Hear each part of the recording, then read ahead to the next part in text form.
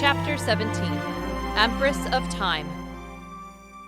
The next time Sophia sees another person, there is already a small stack of watched DVDs scattered on the floor below the television. Her comfortable prison no longer lurches violently back and forth with the waves. The yacht escaped the cyclone hours earlier, and the sky outside is now a rich shade of blue. A forceful knock awakens Sophia from her catnap. Wearing a fresh shirt she found in the dresser, she rolls out of bed to answer the door. When she turns the handle, it doesn't budge. She remembers then that the door is locked from the outside, so she calls, "You can come in." A key fumbles in the lock, and the door opens. The man called Redbeard stands on the other side, looking at her awkwardly. "Hi, Mr. Redbeard," Sophia says shyly. To her surprise, a tiny grin twitches at the corners of Redbeard's lips. In his thick accent, he replies, "That's just what the others call me. In our group, I mean. We all have nicknames. Seeing as you're not part of our group, you can call me Ewan. That's my real name." "Okay. What did you want, Mr. Ewan?" "The Empress wants to see you." Confused, Sophia raises an eyebrow. Miss Lai, I mean," he stammers. Sophia finds it amusing that this burly, bearded man is so easily flustered. At the same time, she also wonders why he would refer to Lin as the Empress. "What does she want?" Sophia inquires. He shrugs. "Don't know. She didn't tell me. Just said she wants to talk to you." Ewan Redbeard's nylon pants swish rhythmically as he leads her along the hallway and up a flight of stairs. Just like Lin, he has knives aplenty strapped to his waist, but Sophia wonders if he's truly hardened enough to use them. After they pass through another corridor, they exit into the fresh air and abundant sunlight of the main deck. Straight ahead is Lin. She leans upon the bow rail, staring forward at the western horizon. Even when Sophia approaches and stands beside her, Lin doesn't break her gaze away from the sea. "Thank you for joining me," says Lin. Her voice is neither kind nor cruel. She sounds neutral, almost robotic, to the girl standing at her side. "Didn't have much of a choice," Sophia responds, trying to sound more courageous than she feels. "Are you scared?" Lin asks. Sophia shrugs and says, "A little." "You have no reason for it, so long as you stay in line. Despite what happened at the North Cape, I don't want you afraid of me." Sophia remains silent. The Lin speaking to her now seems quite different than the one who previously held a knife to her throat. "Do you know anything about Iceland?" Lin asks, changing the subject. "Not much," says Sophia, leaning against the railing. "I've seen enough pictures to know it's beautiful, but that's about it." "Yes, it is beautiful, and harsh, and breathtaking, and destructive," says Lin, glancing down at her for the first time. "Iceland is all of those things. Or rumor says so, at least. I myself have never been there." "Sounds like what I've heard too," murmurs Sophia. "Iceland," Lin says, "is rather like a person. Wouldn't you agree?" Sophia stares up at her. She already feels lost in their conversation. "I don't know what you mean," she says. "I mean that people are complicated, nuanced," Lin explains. "Just like Iceland, it is full of fire, and it is full of ice. It builds and sculpts, and at the same time, destroys. The same thing is true of people. Nobody can be described accurately using only one word, or 10, or even 100. Nobody is only evil, or only good, only selfless, or only wise. We are complicated, complex creatures. There is always more to a person than what first meets the eye.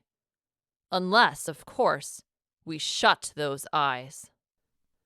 Lin turns her undivided attention to Sophia and continues, "Yet so often, once we have decided in our own minds who somebody is, we are unwilling to see anything else. Throughout history, Human beings have always blinded themselves this way. We see in a person what we want to see, or what others have told us. But the full truth, including the things we don't want to see, this we are blind toward. We shut our eyes, we close our ears. Because deep down, we know it is easier to remain ignorant. Then we never have to admit that we were wrong about someone, and we never have to confront the fact that we ourselves are complex people. If you can believe that one person is simply evil and nothing more, you can also believe that you yourself are simply good. And I'm guessing you want me to think you're complicated, nuanced, says Sophia. Her tone makes it clear she isn't buying whatever Lin is trying to sell. To drive her point home, she adds, instead of just evil and greedy. Lin laughs and shakes her head. I am sure that's what Etere wants you to think. And, I admit, you wouldn't be entirely wrong to do so. I don't know if I would use the terms evil and greedy to describe myself, but it is true that I am seeking power and strength in this quest. With a fully functional Antikythera device, that is exactly what I will have. She pauses for effect, then says, actually, I was speaking more about Etere, being nuanced, complicated, not exactly what you see on the surface. I know enough to know he's not like you, Sophia says in Etere's defense. To her surprise, Lin laughs again and replies, no, he is certainly not. I hide nothing. My goals, my purpose, my being. It is all quite straightforward. You say I desire power, and I do not deny it. The Lin Lai you see is Lin Lai as she really is. But Etere? He may be a gentle and kind-hearted man. These were qualities which first attracted me to him. Yet he is also more than that. And less. What do you mean? Asks Sophia. She hates herself for giving in to her curiosity, for swallowing Lin's bait. What I mean is this, says Lin, savoring each moment as a tigress would a juicy steak. Etere is dishonest. Dishonest? Like he's a liar? Not a liar, not exactly, Lin says. He is more like a person who conveniently covers up the darker parts of himself, the less attractive parts of his past. Sophia says nothing as she stares out over the water, wondering what Lin could possibly mean. What did Etere tell you? Lin asks. About our relationship, about our time together. Sophia shrugs. He told me he met you in Rome, that you started looking for the Antikythera device together, before you turned all power-hungry and he decided to leave you. That's about it. Well, Sophia, Lin replies, clearly relishing what she is about to divulge, let me tell you my version of events. Just like Etere's, it starts in Rome. My parents were foreign ambassadors there. They were emissaries of my country, China, and were intent on forging an alliance of power between our two nations. Though distant from one another, we believed we could possess great strength together. At the time, I attended university in Rome. Like my parents, I was obtaining a degree in foreign relations. I idolized them and wanted to follow in their footsteps. Sophia can sympathize with the thought. How many times had she wanted to be a dentist like her own mother? Or a police officer like her father? At some point in every child's life, they dream of growing up to be just like mom and dad. Lin's story continues. Then, in 1923, shortly after Mussolini's rise to power in Italy, I jumped forward in time. I was on my way home from an educational visit to the Colosseum when everything changed. Suddenly there were no more people, no more cars zipping about, nothing but empty street after empty street. I was terrified and ran to the embassy, certain I would find my parents. But the embassy was no longer there.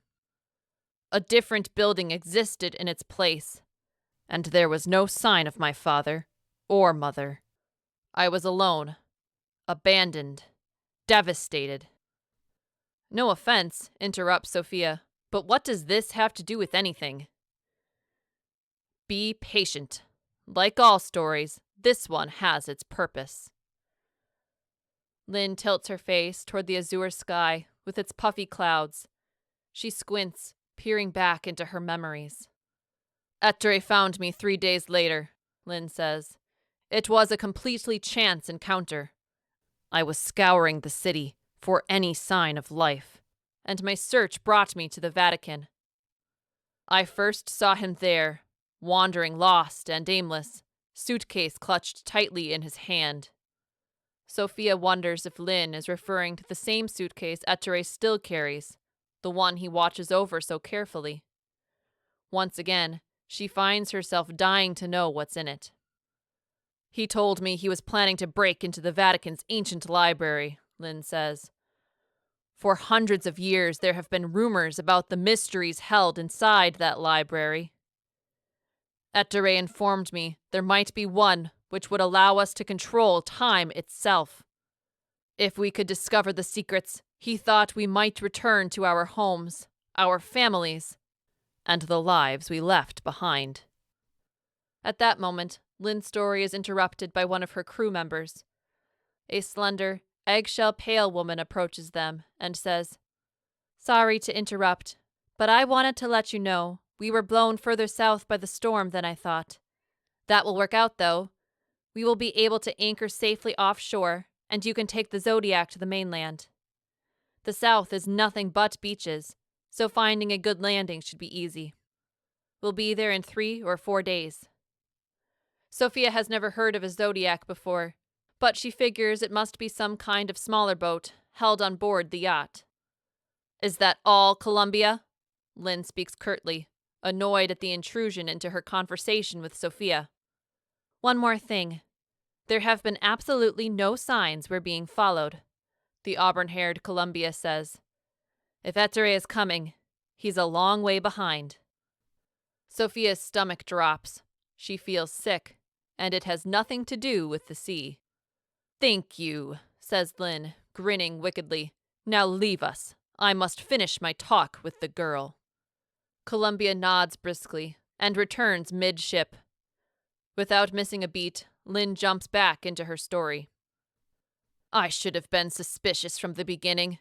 Ettore had obviously been there before. He knew exactly where to find the materials we needed. But I became so caught up in our task that I didn't question him. We found book after book devoted to the subject of an ancient time machine called the Antikythera device. Some of it he dismissed as legend. Other portions he accepted as ironclad truth. But by the time we were done, many months later, 2 things had happened. Ettore and I had fallen in love, and we had vowed to use our knowledge to find the 11 lost relics." "He told me about that," Sophia informs her kidnapper. "He wanted to use the machine for good, and you wanted to use it for evil." "Not quite," Lin retorts sharply. "Not in the beginning, anyway. In the beginning, I wanted to return home. Like you do, I imagine. But then one day, my mind began to itch. I desired to learn what had happened to my parents after my disappearance. So, to my misfortune, I began digging through newspapers and other city records, hoping I might discover their fate. Do you know what I learned?" Sophia shakes her head. "They died," Lin says bitterly. "Before the beginning of the Second World War, Benito Mussolini accused them of spying, of treachery. He had them both shot in the public square." Unsure how to respond, Sophia's mouth hangs agape. "That's when I realized that traveling back to my own time would do no good," Lin tells her. "If my parents were killed a few years after my disappearance, why would I use such power, the power of time travel, to return there, only to watch them die. But couldn't you still go back and warn them? Objects Sophia. Couldn't you help them escape before they were killed? I knew my parents well enough to know they would never believe me, Lin says.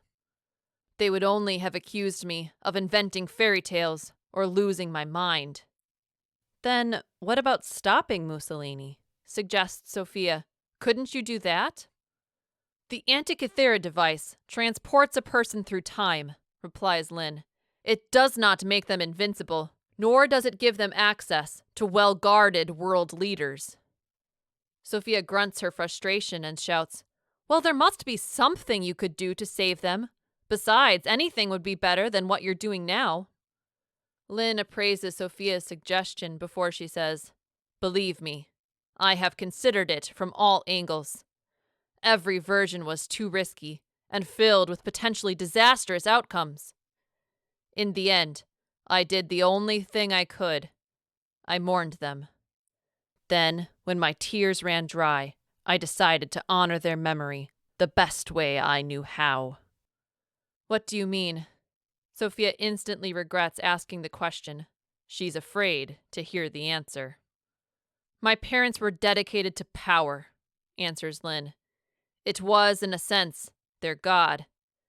My father's ultimate goal was to become president of the Republic of China.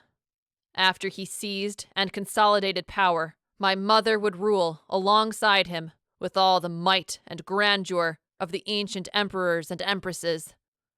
I would be their heir to rule after them, and my children after me. In the end, Lin notes with a wry chuckle, their dreams were too small for me. The power of the Antikythera device, I realized, was also the key to seizing power of my own. With the ability to travel through time, I could study the technologies and weaponry of future peoples. Then, wielding their knowledge, I would subjugate the peoples of the past. Not merely those in one period or two, but in every era of Earth's history. Though it is a warm afternoon, goosebumps crawl up Sophia's arms. Lin finally arrives at the climax of her long speech, declaring, I will become much more than an Empress of China. I will become the Empress of Time. She pauses, savoring the self-appointed name lingering on her lips. And, Lin continues, I told Ettore he would be my emperor. He agreed. Together, hand in hand, we would rule not just the world. We would rule all of history. Hearing this, Sophia shakes her head violently and says, I don't believe it. I can't believe it. Ettore doesn't want that. I know he doesn't. You think you know, Ettore, Lin replies darkly. But there is so much you know nothing about. I have known him deeper than you ever will. Relishing Sophia's expression of disbelief and denial, Lin says, Don't worry. I won't spoil all the surprises. I won't tell you what he carries in that suitcase. I won't tell you why he knew so much about the secret library of the Vatican.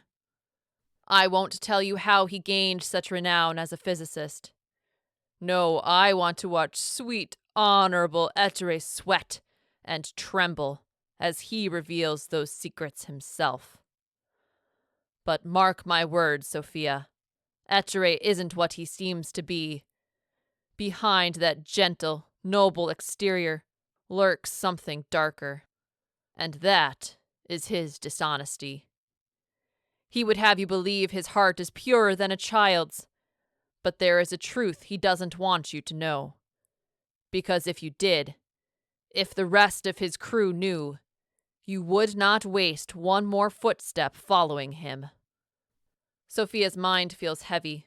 She can't listen to another word from Lin's mouth. Abruptly, she asks, Can I go back to my room now? Lin doesn't reply immediately. Instead, she gestures towards someone waiting inside. Redbeard appears, but he doesn't approach them. Hide from it all you want, Lin tells her. But the truth always has its day in the sun. Yeah, sure, mumbles Sophia. Lin grabs her firmly by both shoulders. Leaning in close, she whispers, "If you ever see him again, ask him what is in his suitcase. Ask him how he acquired it. That's all it will take for your image of Etere Majorana to crumble to pieces." Sophia yanks herself free from Lin's claws. She won't listen to anything more. Turning away, she marches toward Redbeard. Before she can think twice about it, she whips around so that she is again facing Lin. A flinty defiance has been building inside her like a pressure cooker, and in that moment, it comes bursting forth. "You know what?" she cries. "Even if you are telling me the truth, even if Etere does have this dark past like you say, there's still one huge difference between the two of you." "Yes? And what is that?" Lin asks, taken aback by Sophia's sudden boldness. "Remorse. He knew it was wrong, the way he was thinking. And even if some of those ideas are still hiding in his heart, he isn't acting on them. That's the difference between you and him. That's what makes him 100 times the person you are." Lin glares at her so intensely, Sophia wonders if she'll be tossed overboard. Then Lin breaks into a grin of dark amusement, like that of a kid frying ants with a magnifying glass. "You know, Sophia," she says, taking slow and deliberate strides toward her captive, "I admire you. You have more courage than any girl I have ever met. I could use someone like you among my attendants. With a little work, you could become my second in command, the Princess of Time." Sophia stares at her with revulsion. For a moment, she is lost for words. Then she says, "I wouldn't join you in a million years, not even if you made me princess of the entire universe." With that final statement, she turns and marches to the door. Redbeard is waiting there, wearing a curious expression. He can't believe someone would speak to Lin that way and live to tell the tale. "We're done," Sophia tells him. "You can take me back to my room."